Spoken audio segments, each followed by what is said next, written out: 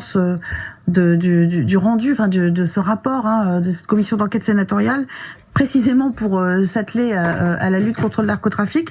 Est-ce qu'à votre sens, il vous paraît urgent d'avoir un parquet national dédié à ce genre d'affaires, peut-être comme gage d'efficacité supplémentaire ? Il y a eu la création de ce parquet national antiterroriste. Effectivement, la piste soulevée pour dédier une unité spéciale au trafic de stupéfiants, à mon avis, évidemment, est tout à fait légitime, compte tenu de ce déploiement considérable de ce fléau dans notre pays, et pas qu'ailleurs, puisque c'est un problème aujourd'hui qui est mondial. Ce n'est pas heureusement que le problème de la France.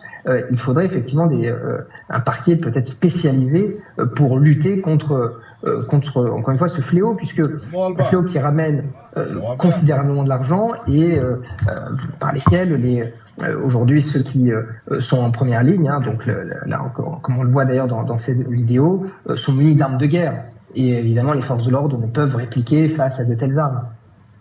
Merci beaucoup Pierre-Henri Bovis d'avoir été parmi nous. On a d'autres invités effectivement qu'on va faire réagir. Noémie Schulz, on parlait de la surveillance de ces convois. C'est vrai que ces transfèrements, ces extractions, comme on dit, ce sont des moments plus sensibles que d'autres parce que forcément on est au contact de l'extérieur déjà. On quitte la prison et la difficulté est que certaines de ces extractions sont prévues et le détenu en a connaissance à l'avance, notamment quand il a un rendez-vous judiciaire, ce qui semble avoir été le cas en l'espèce puisqu'il revenait du tribunal d'Évreux.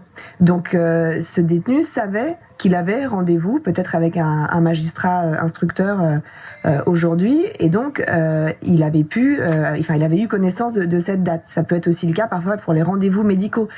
C'est vrai que des évasions, il y en a. Alors je vais pas vous dire que c'est quotidien, mais des tentatives d'évasion, des évasions, il y en a tous les mois en France. On voit ça. Alors on voit parfois effectivement des détenus au moment de l'hospitalisation, quand ils sont en sortie. Vous savez qu'un détenu quand il est en phase de préparation de sortie de détention, il peut avoir une sortie encadrée. Il peut avoir une permission aussi de 24 heures. Parfois, certains détenus ne retournent pas ensuite en prison, donc on dit qu'ils s'évadent. C'est vrai que c'est assez rare que ce soit une évasion aussi bien préparée, qui là demande effectivement des complices, une préparation minutieuse. Alors on n'est pas au niveau de préparation encore une fois, je me réfère à Redouane Faïd, le roi de la Belle, mais parce que vraiment, c'est pour avoir suivi récemment son projet de l'évasion de la prison de Réau, ça avait été, on s'en souvient, un hélicoptère avait atterri dans la cour d'une prison. Donc là, c'était encore un niveau d'ingéniosité, de préparation et de culot aussi qu'on avait rarement.